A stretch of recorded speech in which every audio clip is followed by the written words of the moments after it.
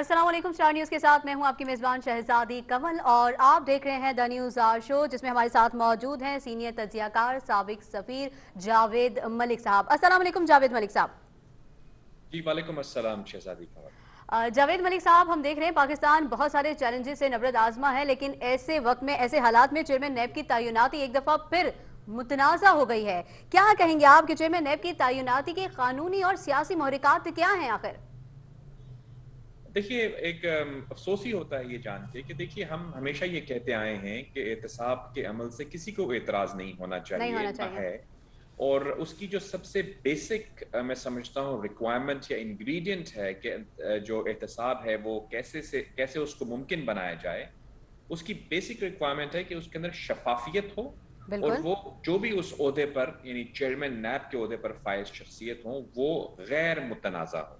बिल्कुल। तो बड़ा अफसोस होता है ये देख के कि एक बहुत ही इम्पोर्टेंट अपॉइंटमेंट को इस तरह से जब हम जेर बहस देखते हैं मीडिया चैनल्स पर और सोशल मीडिया पर, जी। तो ऐसा होना नहीं चाहिए। बेसिकली एक डेमोक्रेसी के अंदर हम यकीनन हर चीज़ पर गुफ्तगू कर सकते हैं, लेकिन कुछ हमारी स्टेट अपॉइंटमेंट्स ऐसी होती हैं जिनको मौजूए बहस नहीं बनाना चाहिए, उस सही। पर सबका एतमाद होना चाहिए। ठीक है। अब क्यों ऐसा जरूरी है, ये भी एक सवाल है ना कि क्यों ऐसा बिल्कुल। जरूरी है। बिल्कुल देखिए क्यों? एहतसाब के अमल में इस चीज की बू नहीं आनी चाहिए कि वहां पे किसी भी तरह से विक्टिमाइजेशन हो रही है। सही। यानी सही। जो पार्टी बरसरे इक्तदार होती है, ऐसा नहीं तासुर मिलना चाहिए कि वो अपने मुखालिफिन को नैब के जेर अताब ला रही है। सही। तो आपको आपकी हुकूमत को भी दवाम मिलेगा, और अगर वाकई आप ये एहतसाब में या अकाउंटेबिलिटी में सीरियस हैं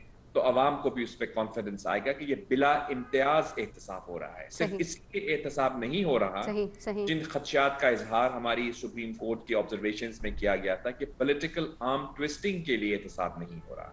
सही। अब ये अपॉइंटमेंट कैसे की जाए, इसका तरीका बहुत वाज़ेह अंदाज में न सिर्फ हमारे आइन और कानून में लिखा हुआ है, बल्कि उसके ऊपर केस लॉ भी मौजूद है। यानी कि एक मीनिंगफुल कंसल्टेशन इसकी रिक्वायरमेंट है। सही। वजीर आजम जो कि लीडर ऑफ द हाउस होते हैं, और अपोजिशन लीडर जो कि इस वक्त शहबाज शरीफ हैं, लेकिन ये इमरान खान साहब या शहबाज शरीफ साहब की ज़ात से मुंसलिक कानून नहीं है, ये उस ओहदे से मुंसलिक कानून की रिक्वायरमेंट है कि जो भी वजीर आजम हो या जो भी लीडर ऑफ द ऑपोजिशन हो, उन दोनों की मीनिंगफुल कंसल्टेशन, ये वर्ड यूज किया गया है, मीनिंगफुल कंसल्टेशन यानी मानी खेज गुफ्तगू।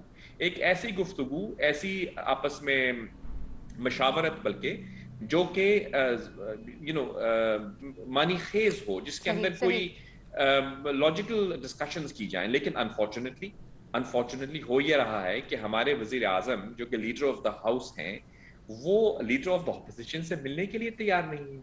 बिल्कुल। यानी वो आपस में मीनिंगफुल डायलॉग क्या करेंगे, वो तो आपस में शायद गुफ्तगू भी नहीं कर पा नहीं कर रहे। पा तो रहे। ये अगर ऐसे मामला डेवलप हो गए हैं, और अगर जो हमारे वजीर आजम साहब हैं या हमारी जो हुकूमत है वो वाकई वाकई जमहूरियत में, कानून में और आइन में उस तरह से यकीन रखती है जिस तरह के वो दावे करते हैं, तो उनके लिए तो ये जाती ईगो का मसला नहीं होना चाहिए। यानी प्राइम मिनिस्टर साहब के लिए कोई अना का मसला नहीं होना चाहिए, क्योंकि वो उनके ओहदे का तकाजा है। सही। वो सही। ओहदा उनसे ये तकाजा करता है कि आप लीडर ऑफ द हाउस हैं, और इसलिए आप लीडर ऑफ द ऑपोजिशन के साथ मीनिंगफुल कंसल्टेशन कर लें। लेकिन लगता कुछ यूं है कि ये इस पे तैयार नहीं है। अब ये मीनिंगफुल कंसल्टेशन क्यों जरूरी है? ताकि जो शख्स भी इस ओहदे पे फायज हो जाए, उसको दोनों यानी ऐवान ऐवान के अंदर हस्बे इक्तदार और हिस्बे हिज़्ब इख्तलाफ इख्तिलाफ। दोनों की तायीद हासिल हो। यानी वो सही। इस चीज का कल खदशा ना उठा सके कि ये जो चेयरमैन साहब हैं ये हमारे खिलाफ विक्टिमाइजेशन कर रहे हैं। सही। तो सही। ये इसके पीछे दानिशमंदाना सोच है जो कारफरमा है, जिसके नतीजे में जिन यानी जूरिस्ट्स ने, कानूनदानों ने ये पैकेज आइन में मंजूर करवाया था, उसके अंदर ये शामिल था। लेकिन अनफॉर्चुनेटली उस पर हम अमल नहीं कर रहे हैं। सही। सही। और हम ये कह रहे हैं, जो फीलर्स हमारे पास आए हैं हुकूमती अटॉर्नी जनरल की तरफ से और मुख्तलिफ जो हुकूमती अहलकार हैं उनकी तरफ से, कि हम ऑर्डिनेंस के जरिए ये जो है ये तोसी कर देंगे या अपॉइंटमेंट लेकिन कर देंगे। सर, नैब का इदारा तो हुकूमत की मातहत नहीं है, پھر نہیں ہے. اس وقت حکومت کی سب سے زیادہ جو ترجیح ہے وہ چیئرمین نیب کی تعیناتی کیوں ہے؟ یہ چیز سمجھ سے باہر ہے. بالکل سمجھ سے باہر ہے، کیونکہ آپ اگر یہ چاہتے ہیں کہ احتساب کا ادارہ جو ہے وہ غیر متنازع ہو، انڈیپینڈنٹ ہو، اور ہونا بھی چاہیے، تو پھر آپ کو تو اس سے دور رہنا، آپ کو تو اس کی سارے پروسیس کے اندر ذاتی ایشوز کو انوالو ہی نہیں کرنا چاہیے. آپ کو جو آئین اور قانون میں بتایا گیا راستہ ہے وہ اپنانا چاہیے. آپ کو جمہوریت کا جو سبق آپ سب کو سکھاتے رہے ہیں کنٹینر پہ کھڑے ہو کر، اس پر خود عمل کرنا چاہیے. اور آپ کو چاہیے کہ آپ قانون اور آئین کے مطابق جو بھی طریقہ کار آئین وضع کرتا ہے اس پر عمل درآمد کر دیں. ذاتی فیئر یا فیور، ان کے جب اوت لیتے ہیں وزیر اعظم صاحب یا کوئی بھی وزیر، وہ یہ کہتا ہے کہ میں اپنے اس عہدے کے دی گئی ذمہ داریاں وداؤٹ فیئر اور فیور، یعنی بالکل امپارشلی ایکسیکیوٹ کروں گا. تو یہ تو ان کا تقاضا ہے، ان کے آئین، نہ صرف آئین اور قانون کا تقاضا ہے بلکہ ان کے اوتھ کا بھی تقاضا ہے. صحیح. تو اب جو طریقہ کار ہے اس پہ عمل درآمد نہ کریں اور آپ کہیں کہ ہم آرڈیننس کے ذریعے اس کو امپلیمنٹ کر دیں گے. دیکھیے میں تو اس کو یوں دیکھتا ہوں کہ یہ جمہوری عمل کا ایک طرح سے فیلئر ہے. دیکھیے اگر آپ پریزیڈنٹ صاحب کو بھی آئین یہ اختیار دیتا ہے، صدر پاکستان کو، جی جی عارف الوی صاحب ہوں یا کوئی بھی ہوں، کہ وہ ایک آرڈیننس کے ذریعے جو ہے کسی قانون کے اندر ترمیم کر دیں یا قانون سازی کر دیں.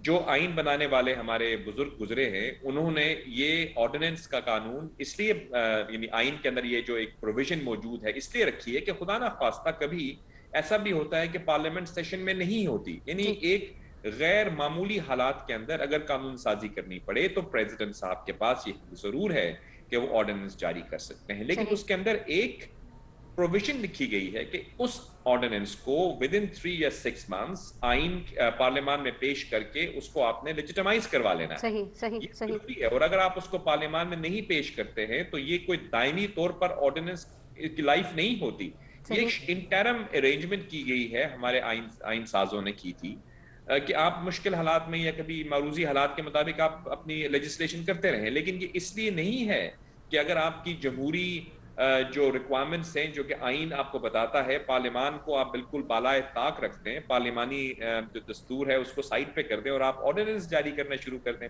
تو یہ تو صحیح میں سمجھتا ہوں جمہوری اقدار کے منافی ہوگا، صحیح. کیونکہ صحیح. آرڈیننس اس لیے نہیں لایا گیا تھا، اس کے پیچھے جو ریزننگ تھی وہ یہ نہیں تھی. اب پریزیڈنشل آرڈیننس کا دوسرا مسئلہ کیا ہے کہ اگر آپ اس کو پیش کرتے بھی ہیں تو ہم جانتے ہیں کہ ہمارے آئین کے اندر یہ پروویژن بھی موجود ہے کہ اگر آپ ایسی آئین سازی کر دیں، پارلیمان جو کہ ایک سپریم ادارہ ہے، اگر وہ کوئی آئین سازی کر دے 2/3 یا سمپل میجورٹی کے ساتھ، تو اس کے اندر بھی اگر ہمارے آئین کے فنڈامنٹل پرنسپلز کو ڈسٹرب کیا جائے تو سپریم کورٹ سے رجوع کیا جا سکتا ہے. صحیح صحیح. اسی طرح آرڈیننس ایک ایسا آرڈیننس جو کہ بالکل آپ کو ایک اپوائنٹمنٹ کا طریقہ کار آئین میں لکھا گیا ہے، اس سے برخلاف اگر آپ ایک آرڈیننس کے ذریعے اپوائنٹ کر دیتے ہیں یا ایکسٹینشن دے دیتے ہیں تو کیا ہمارے فاضل اٹارنی جنرل صاحب یقیناً یہ جانتے ہوں گے اس قسم کا تو آرڈیننس اگلے دن ہی شاید سپریم کورٹ میں چیلنج ہو جائے. تو جو بھی مشورہ یہ دیا جا رہا ہے حکومت کو کہ آپ آرڈیننس کے ذریعے کرتے ہیں، میں سمجھتا ہوں کہ وہ دانش مندانہ مشورہ نہیں ہے. صحیح اس کا صحیح. ایک ہی طریقہ ہے اور وہ یہ ہے کہ آپ آئین میں دیے گئے راستے پر عمل درآمد کریں. ٹھیک اب ٹھیک دیکھیے ٹھیک. جمہوریت کی روح کیا ہے، جمہوریت کیا چاہتی، کیا اس کی ریکوائرمنٹ ہے کہ آپس میں جو میجورٹی پارلیمان ہے، پارلیمان میں جو میجورٹی کا فیصلہ ہے وہ آپ کریں اگر آپ پارلیمان کی سپریمیسی میں یقین بالکل رکھتے ہیں. بالکل بالکل. آرڈیننسز کے ذریعے حکومت چلانا، گورننس کرنا، یہ تو غیر جمہوری عمل ہے. یہ تو اس زمانے میں ہوتا ہے جب مارشل لاز ہوتے ہیں یا پریزیڈنشل کوئی عبوری نظام ہوتا ہے، آپ کے پاس پارلیمان نہیں ہوتی. تو اس لیے ہماری بڑی ادب سے گزارش ہوگی حکومتی اہلکاروں سے، وزراء سے، اور خصوصاً جو لاء کے لیے رسپانسبل ہیں کہ اس پر آپ نظر ثانی فرمائیے اور وزیر اعظم صاحب کو رائٹ ایڈوائز کیجئے کہ جو لیڈر آف دا ہاؤس اور لیڈر آف اپوزیشن کے درمیان ڈائلاگ کے ذریعے اپوائنٹمنٹ کا طریقہ ہے اس پر ہی عمل درآمد کیا جائے. سر موجودہ جو چیئرمین نیب ہے اگر دوبارہ انہی کی تقرری ہو جاتی ہے تو کیا اپوزیشن اتفاق کرے گی، اور اگر نہیں کرے گی تو کیوں نہیں کرے گی؟ کیا ان کے تحفظات ہیں؟ دیکھیے تقرری اگر آپ کر لیں گے تو مطلب میں آپ کو بتا رہا ہوں کہ کیسے کریں گے. مطلب آئین کے اندر تو ممکن نہیں ہے نیا کہ مسودہ تیار کریں گے. مسودہ کیسے پاس کروائیں گے؟ مطلب یہ تو نہیں ہو سکتا نا کہ ہر دفعہ یہ اپوزیشن کی غیر موجودگی میں مطلب پھر آپ جمہوریت میں کیسے یقین رکھتے ہیں؟ یعنی آپ اگر یہ کہتے ہیں کہ آپ کے اندر احتساب کے عمل کا جو کسٹوڈین ہے اگر وہ متنازع ہو خدا نخواستہ، تو کیا اس عمل پر پھر کوئی یقین رکھے گا؟ بالکل نہیں. یہ تو حکومت کے اپنے فائدے میں ہے کہ وہ ایک ایسی شخصیت کو لے کر آئیں جس کو سب کا کانفیڈنس حاصل ہو. خود عمران خان صاحب تو نیوٹرل امپائرز میں یقین رکھتے ہیں. وہ تو ہمیشہ یہ بڑے فخر سے کہتے ہیں کہ میں وہ شخص ہوں کہ جس نے کرکٹ کے اندر نیوٹرل امپائرز کو متعارف کروایا ہے. تو اب خان صاحب سے عوام یہ تقاضا کر رہی ہے کہ وہ نیب کے عمل میں بھی نیوٹرل نیب کے چیئرمین کو وہاں پر لے کر آئیں، جو کہ سب کو جس کا کانفیڈنس حاصل ہو اور جو کہ بلا امتیاز احتساب کریں. یہ تاثر نہ ہو کہ حکومت کے اوپر ذرا کھولا ہاتھ ہے اور اپوزیشن کے اوپر زیادہ زور ہے. تو سر کیا واقعی ایسا نظر آ رہا ہے کہ حکومت جو اپوزیشن ہے وہ اسی وجہ سے اعتراض کر رہے ہیں، وہ اسی لیے اتفاق نہیں کر رہے کیونکہ ان کے ذرا کیسز زیادہ چل رہے ہیں نیب کی طرف، یا ان کو لگتا ہے کہ حکومت کی طرف جو ہے وہ دباؤ کم ہے نیب کا؟ دیکھیے تاثر ہے کہ اور اس کی حقیقت کے اوپر بھی اگر آپ دیکھیں گے تو جن لوگوں کو زیر عتاب آئے ہیں، فار ایگزامپل یہ ہم صرف اس زمانے کی بات نہیں کر رہے، ہم جنرلی بات کر رہے ہیں. ہمارے ملک کی جمہوری تاریخ کے اوپر اگر آپ نظر ڈالیں گی تو آپ یہ دیکھیں گی کہ ایک وقت ایسا تھا جب نواز شریف صاحب برسر اقتدار تھے.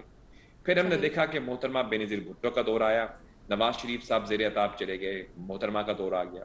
پھر ہم نے دیکھا دوبارہ نواز شریف صاحب آئے تو پھر محترمہ زیر عتاب چلی گئی. آصف علی زرداری صاحب جیل میں 8 سال رہے، نواز شریف صاحب اٹک قلعے میں بند رہے. یعنی ایک دوسرے کے خلاف جو تھا وہ ایک عمل تھا، چلتا رہا. جی وہ اس کے زمانے میں نیب ہوتی تھی، پھر وہ سیف الرحمان صاحب بڑے ویل نون شخصیت ہیں. تو وہ ساری تاریخ دہرانے کا ہمارا مقصد نہیں ہے، لیکن وہ ایک تاثر یہ تھا کہ جو بھی نیب کے اندر آتا ہے وہ اپنی اپوزیشن کے خلاف ایکٹیو ہو جاتا ہے اور حکومت کو اپنی نظریں، اس حکومت کی جو چیزیں ہیں وہ نظر نہیں آتی. تو یہ تاثر پنپتا رہا. لیکن اب جب احتساب کا عمل ہو رہا ہے، جسٹس جاوید اقبال صاحب ایک بڑے ہی میں کیا کہہ سکتا ہوں کہ انڈیپینڈنٹ جج رہے ہیں، اور ان کی وہ خود بھی میں سمجھتا ہوں یہی چاہیں گے کہ وہ جج کے لیے بڑا ضروری ہے کہ وہ انڈیپینڈنٹ رہے. تو آئی ہوپ کہ ایکسٹینشن کی بات جو لوگ کر رہے ہیں وہ اپنی ان کی ذاتی رائے ہوگی، اور جو الٹیمیٹ فیصلہ ہوگا وہ ملکی مفاد میں ہوگا. سر آپ کی پیشن گوئیاں جتنی بھی ابھی تک آپ نے کی ہیں بڑی حد تک جو ہے وہ کامیاب رہی ہیں. آپ کو کیا لگتا ہے کہ اگر چیئرمین نیب کی تقرری، موجودہ چیئرمین نیب کی دوبارہ تقرری نہیں ہوتی تو پھر کون سے ایسے نام ہیں جن کو آپ کو لگتا ہے کہ وہ منتخب ہونے کے ان کے چانسز زیادہ ہیں؟ دیکھیے یہ تو میں آپ کو بتا رہا ہوں کہ اس کے بارے میں پیشن گوئی کرنا ممکن نہیں ہے. اس کی وجہ یہ ہے کہ یہ جو ہے میننگ فل کنسلٹیشن کی ضرورت ہوتی ہے جو ریکوائرمنٹ آئین میں بتائی گئی ہے. پہلے بھی ہم نے دیکھا تھا کہ اس وقت یہ شاہ صاحب جو تھے ہمارے چیف وزیر اعظم عمران خان، وزیر اعظم نواز شریف صاحب تھے، اور جو پیپلز پارٹی کے شاہ صاحب جو تھے وہ اپوزیشن لیڈر تھے. ان کے درمیان مشاورت کے ساتھ یہ اپوائنٹمنٹ ہوئی. ابھی بھی یہی طریقہ کار ہے جس کو پر عمل کرنا چاہیے، اور جو بھی میرے خیال میں 2-3 نام ہوتے ہیں جو اپوزیشن والے دیتے ہیں، گورنمنٹ والے دیتے ہیں، جس پہ اتفاق ہو جاتا ہے اس کو وہ اپوائنٹ کر دیتے ہیں. یہی ایک طریقہ ہے، اس پر ہی عمل ہونا چاہیے. اس کے ہٹ کے آپ کچھ بھی کرنا چاہیں گے تو میں آپ کو پیشن گوئی اگر آپ مجھ سے مانگ رہی ہیں تو میں آپ کو یہ دے دیتا ہوں کہ اگر ایسا کیا گیا تو ڈیفینیٹلی وہ سپریم کورٹ میں جائے گا، معاملہ زیر التوا چلا جائے گا سپریم کورٹ میں. اس کو میرا نہیں خیال کہ مینٹین کیا جائے گا، بیکاز اس میں نہ صرف آئین کی پروویژنز ہیں بلکہ اس کے اندر اگر آپ دیکھیں گے کہ یہاں پہ کیس لا بھی موجود ہے. میرے ذہن سے نام نکل رہا ہے جو پریویس ایک شخص کو اپوائنٹ کیا گیا تھا نیب چیئرمین، اور ان کو سپریم کورٹ نے غیر فعال کر دیا تھا. شاید دیدار شاہ صاحب تھے اگر میں غلط نہیں ہوں، میرا خیال میں ان کا نام یہ تھا. اگر غلط ہوں تو میں معذرت چاہتا ہوں، لیکن یہ ایک ایسا دیر از اے پریسیڈنٹ جو موجود ہے. تو یقیناً جب سپریم کورٹ فیصلہ کرے گی تو وہ اس قسم کی کوئی بھی چیز کو میرا نہیں خیال مینٹین کرے گی. لیکن آف کورس سپریم کورٹ کے فیصلے کو ہم پری ایمپٹ نہیں کر سکتے، وہ جب آئے گا تبھی اس پہ بات ہوگی. ٹھیک ہے، بہت شکریہ سر. مزید پروگرام کا سلسلہ جاری ہے اور دوسرے موضوع پر بھی بات کریں گے، لیکن یہاں وقت ہوا ایک چھوٹے سے بریک کا. دیکھتے رہیے دا نیوز آر شو.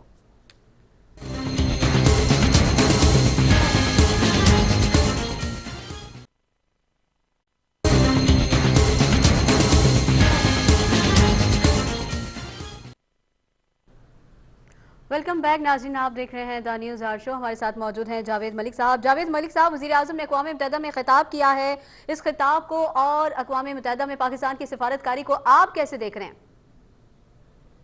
جی دیکھیے، میں بالکل ویسے ہی دیکھ رہا ہوں جیسے کہ ہر پاکستانی دیکھ رہا ہے. میں آپ کو یاد ہے، آپ ہمیشہ ہم اس پروگرام میں کہتے ہیں کہ جب کوئی بھی وزیر اعظم ملک سے باہر جائیں یا یہاں پہ اس صورتحال میں تو آف کورس ورچولی انہوں نے خطاب کیا، جی جی، تو یہ پاکستان کے کیس کی بات کر رہے ہوتے ہیں. یہاں پہ کوئی سیاست نہیں ہو رہی ہوتی. بالکل بالکل. پاکستان کا موقف ہے، اس کو بیان کرتے ہیں. تو آف ہمیں کورس انہیں سپورٹ کرنا چاہیے.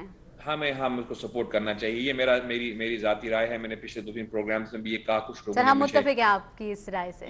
مجھے کچھ لوگوں نے میسج وغیرہ کیے کہ آپ خان صاحب کو شاید سپورٹ کرنا چاہ رہے ہیں. یہ میں کہ ایسی بات نہیں ہے. میں تو نہ کسی کو سپورٹ کرتا ہوں، نہ میں کسی کے خلاف ہوں. ہم تو ملک کی بات کرتے ہیں. اور میں بالکل یہ بالکل. ذاتی میری ایک اوپینین ہے کہ دیکھیں، جب کوئی شخص بھی ملک سے باہر جاتا ہے، ریپرزینٹ کرتا ہے، خصوصاً وزیر اعظم، تو چاہے وہ کوئی بھی ہو، اس کو آپ کو سپورٹ کرنا چاہیے. بیکاز اس کو جو موقف وہ پیش کر رہا ہوتا ہے وہ ہمارے وفاق کا، ہمارے ملک کا نیشنل موقف ہوتا ہے. لیکن کچھ باتیں خان صاحب نے جو ہے وہ ایسی کی ہیں کہ وہ پھر انفارچونیٹلی جب وہ ایسے کر دیتے ہیں تو پھر ہم ان کو اس طرح سے نہیں کر سکتے. بیکاز پھر انہوں نے ہمارے لیے مشکل ہو جاتا ہے کہ ہم انہیں سپورٹ کریں.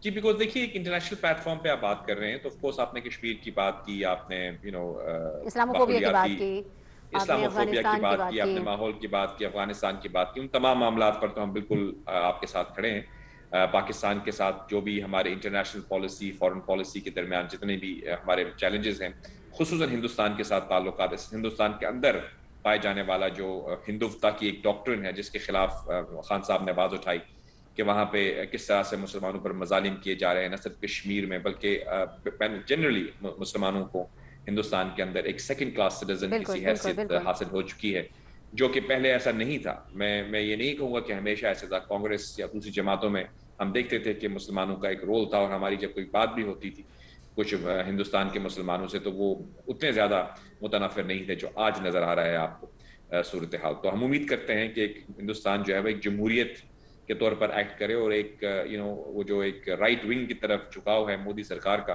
اس پر نظر ثانی کرے. لیکن اس کی چانس نظر نہیں آتا جب تک مودی سرکار بیٹھی ہوئی ہے، بیکاز وہ ایک فلسفی میں یقین رکھتے ہیں جس کو پوائنٹ آؤٹ کیا خان صاحب نے، ہندوتوا کی فلسفی.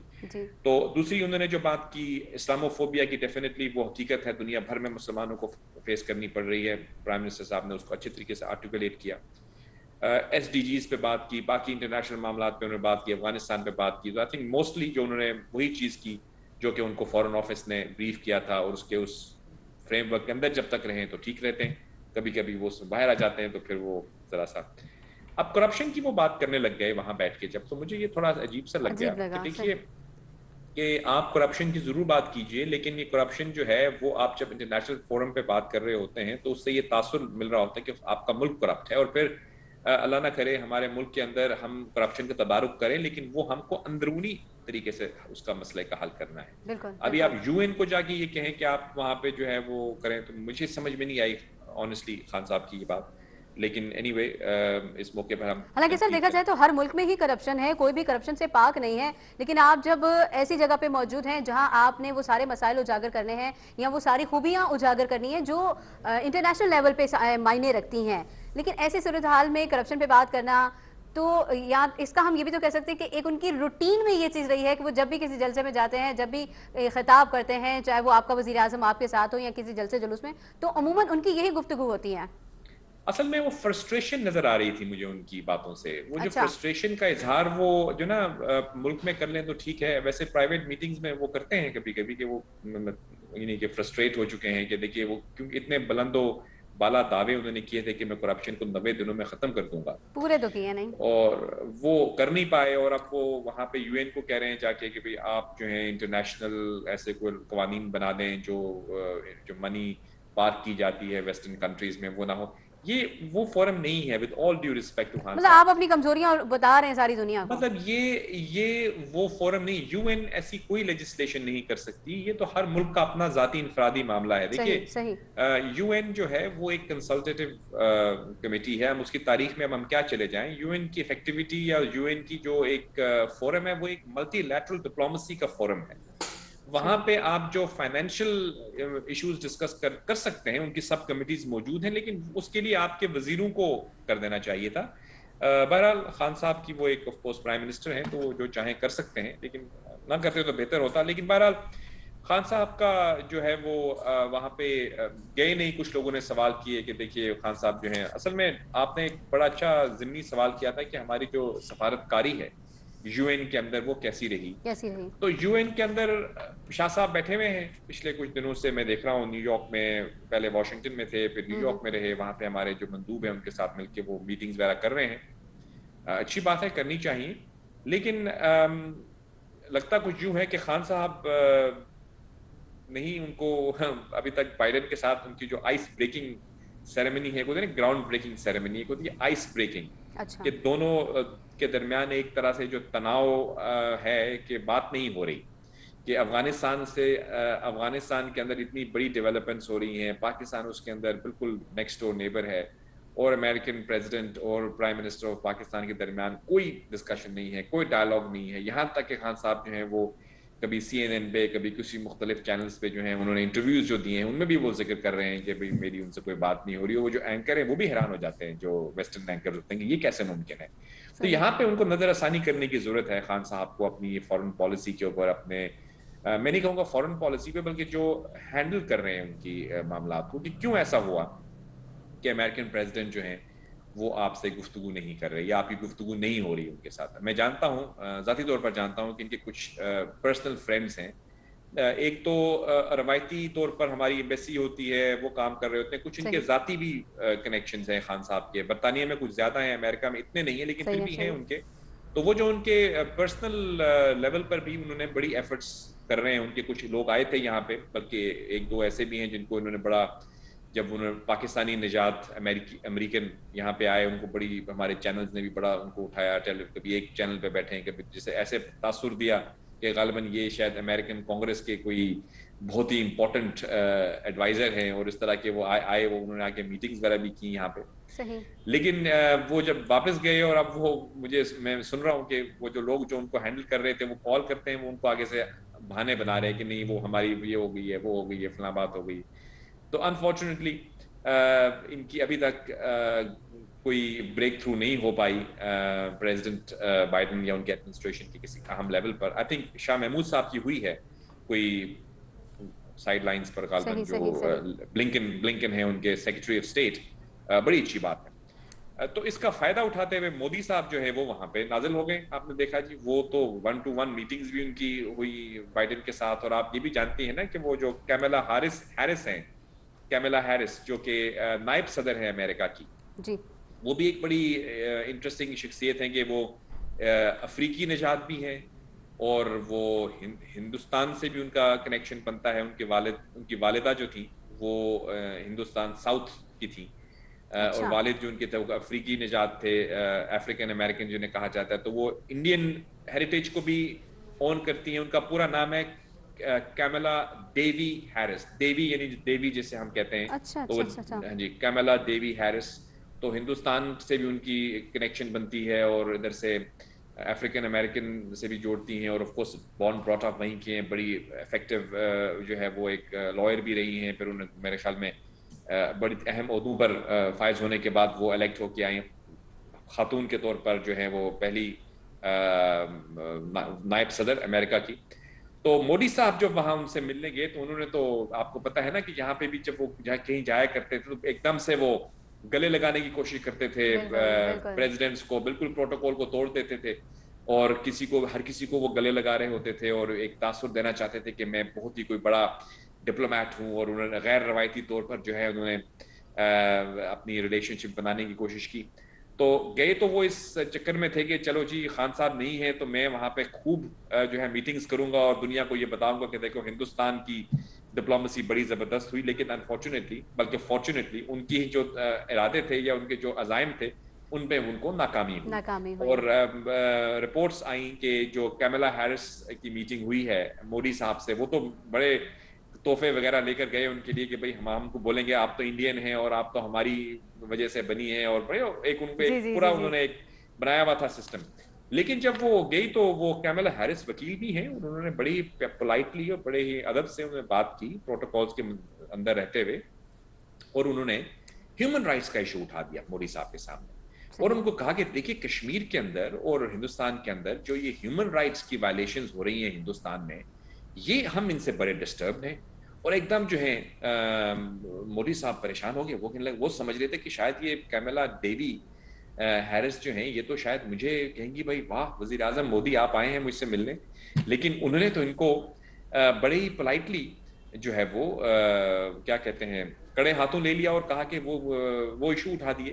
تو مودی صاحب فوراً سے آئیں بائیں شائیں کرنے پر مجبور ہوئے. البتہ کیونکہ وہ میٹنگ کو اتنی اچھی نہیں ہوئی جتنی کہ وہ ایکسپیکٹ کر رہے تھے. امیدیں ان کی بہت زیادہ تھی کہ بس ہم ان کو تو اپنا بنا لیں گے اور اس کے بعد پھر ان کے ذریعے ہم بائیڈن صاحب سے بھی اپنے ریپو ڈیولپ کریں گے اور پھر ہم مل کے جو ہیں پاکستان کے خلاف کوئی سازشیں کریں گے.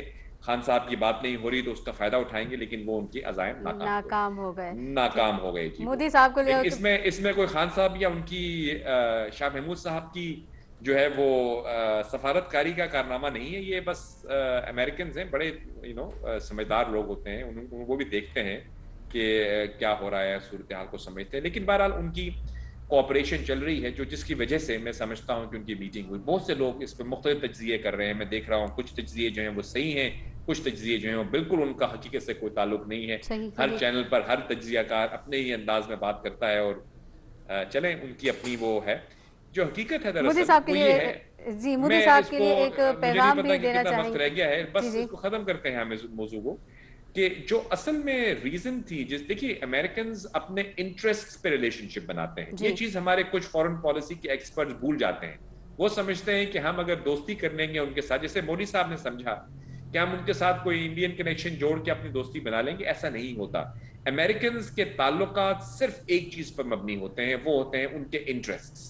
ان کے انٹرسٹ کیا ہیں؟ جب ان کے انٹرسٹ افغانستان میں تھے تو وہ آپ کے ساتھ روز بات کرتے تھے. اب ان کے انٹرسٹ فرق ہیں، وہ آپ کے ساتھ نہیں کر رہے. پریزیڈنٹ صاحب انڈیا سے کیوں کر رہے ہیں؟ یہ سوال پیدا اٹھتا ہے نا، پیدا ہوتا ہے. تو وہ یہ ہے کہ وہ چاہتے ہیں، ان کا ہدف یا ان کا ٹارگٹ جو ہے، یا وہ یہ چاہتے ہیں کہ چائنیز جو چائنا ہے، چائنا کے سامنے ہندوستان کو وہ رکھیں، کیونکہ ایک بہت بڑا ملک ہے ہندوستان اور چائنا کی آبادی کے لحاظ سے دونوں آلموسٹ قریب ہیں، 19-20 کا فرق ہے ان کے اندر. تو چائنا کو کاؤنٹر کرنے کے لیے امریکہ یہ سمجھتا ہے کہ ہندوستان کا کارنر اگر وہ لے اور ہندوستان کو یوٹیلائز کرے، پچ کرے چائنا کو نیچے کرنے کے لیے، تو اس کے حوالے سے ان کے کچھ ایجنڈا آئٹمز ہوتے ہیں جن کو وہ ڈسکس کرتے ہیں. مودی صاحب یہ سمجھتے ہیں شاید میرے ساتھ تعلق بنانا چاہ رہے ہیں، ہوتا ایسا نہیں ہے. وہ چائنا کو کاؤنٹر کرنے کی جو اسٹریٹجی ہے اس کے اندر ہندوستان کا ایک رول ہے جس کو وہ امریکنز پرسو کرتے ہیں. اس حوالے سے ہی ان کی ساری گفتگو ہوئی، یہی ان پہ بات ہوئی. لیکن اس میٹنگ کے اندر بھی جو بائیڈن نے، بیکاز جو بائیڈن کے بارے میں ایک بڑی اہم بات آپ کو پتا ہوگی کہ جو بائیڈن پاکستان اور ہندوستان کے معاملات کو بڑی بخوبی جانتے ہیں. یہ یہاں پہ آ بھی چکے ہیں 2 دفعہ، ایز اے سینیٹر بھی آئے ہیں، مجھے لگتا ہے شاید ایز اے وائس پریزیڈنٹ آئے یا نہیں، سینیٹر کے طور پر ڈیفینیٹلی آئے ہیں. پاکستان کے تمام انٹرسٹ کو وہ سمجھتے ہیں، کشمیر کے معاملے میں بڑے ویل انفارمڈ ہیں.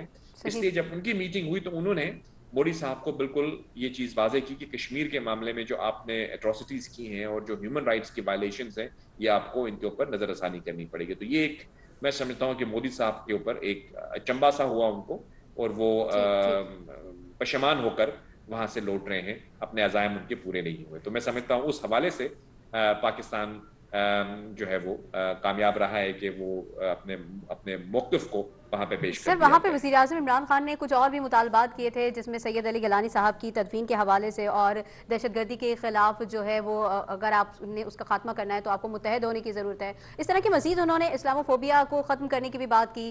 کیا سمجھتے؟ اور ساتھ ہی ساتھ میں جو سب سے اہم بات ہے کہ انہوں نے طالبان کی حمایت بھی کی. ایک طرف وزیر اعظم صاحب نے کہا کہ جی طالبان کا پھر سے اقتدار میں آنا، اس میں پاکستان کا کوئی کردار نہیں ہے، وہ خود سے اقتدار میں آئیں. لیکن ساتھ ہی وہ دنیا کو یہ بھی بتا رہے ہیں کہ آپ طالبان حکومت کو تسلیم کر لیں ورنہ افغانستان پھر سے دہشت گردوں کی اماج گاہ بن جائے گا. تو کیا یہ ایک ہی بیان میں دونوں چیزیں نہیں آ رہی ہیں؟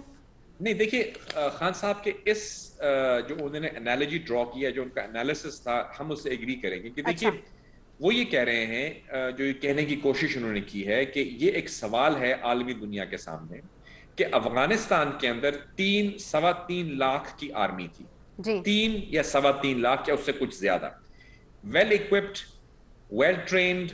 20 سال سے جو ہے ان کو ٹریننگ مل رہی ہے، امریکنز وہاں پہ ہیں، نیٹو والے بیٹھے ہوئے ہیں وہاں پہ. تو یہ سوال پیدا ہوتا ہے بین الاقوامی قوتوں کے لیے کہ جب طالبان وہاں پہ آئے تو یہ 3 لاکھ کی آرمی کہاں گئی, کیوں ہے. انہوں نے ریزسٹ نہیں کیا ان کو, ٹھیک ہے. کہ وہ کیا ریزنز تھیں جس کی وجہ سے اس آرمی نے طالبان کا جو غلبہ تھا اس کو روکنے کی کوشش نہیں کی. That's the question. یہ خان صاحب نے ایک سوال چھوڑا ہے تمام انٹرنیشنل کمیونٹی کو, اور میں سمجھتا ہوں کہ یہ جو سوال ان کو دیا گیا ہے یہ خان صاحب کو پراپرلی ہماری سیکیورٹی ایپریٹس کے ساتھ ساتھ فورن آفس نے بھی بریف کیا ہے, کیونکہ یہ حقیقت ہے پاکستان نے طالبان کو نہیں لایا. طالبان اس لیے آئے ہیں کہ جو وہاں پہ نظام تھا وہ ایک بے ساکھیوں پہ کھڑا ہوا تھا, اور they didn't have any legitimacy. اس کی وجہ سے وہ سسٹم کولیپس ہوا, اس سے ایک ویکیوم پیدا ہوا, اس ویکیوم کے اندر طالبان آ گئے. اور خان صاحب یہ کہہ رہے ہیں کہ آپ ان کے ساتھ انگیج کر کے, یہ عوام جو وہاں پہ ہیں وہ اس کا ایک بہت بڑی تعداد ان کے خلاف بھی ہے. یقیناً طالبان کی کچھ ایسی چیزیں ہیں جس کے اوپر ریزرویشن ہو سکتی ہیں لوگوں کو, لیکن ان ریزرویشنز کو ایڈریس کرنے کا طریقہ کیا ہے کہ آپ انگیج کر کے ڈائلاگ کریں ان کے ساتھ. اگر آپ ان کو 20 سال آپ نے ان کو اگر ان کے خلاف کیمپین کی تو کیا حاصل ہوا؟ کچھ بھی نہیں, واپس 20 سال بعد وہ آ گئے. ٹھیک. وجہ یہ ہے, اس کی وجہ یہ ہے کہ وہاں پہ جو عوام ہیں, وہاں پہ جو لوگ ہیں, ان کی پرسیپشن اور جو ویسٹرن پاورز کی پرسیپشن میں فرق ہے, اور وہاں پہ پاکستان بھی ایک کردار ادا کرتا رہا ہے اور کر سکتا ہے کہ ان پرسیپشنز کو قریب تر لا کر ایک ہولسٹک سولوشن بنایا جائے جس کے نتیجے میں افغانستان کے اندر امن اور استحکام ہو. پاکستان کا صرف اتنا ہی انٹرسٹ ہے, پاکستان میں کوئی عزائم نہیں ہے کہ وہ افغانستان میں طالبان کے اقتدار سے متعلق اگر بات کریں تو پاکستان کا اس میں کوئی کردار نہیں ہے. ہاں, اب پاکستان والے یہ ضرور کہہ رہے ہیں کہ طالبان حکومت کو تسلیم کرنا چاہیے, اور اس کے پیچھے بھی جو منطق ہے وہ وزیر اعظم صاحب بھی بتا چکے ہیں اور دنیا بھی جانتی ہے. اسی کے ساتھ ہی آج کے پروگرام کا وقت ختم ہوتا ہے. اجازت دیجیے, دوبارہ پھر حاضر ہوں گے ایک نئے موضوع کے ساتھ. اللہ حافظ.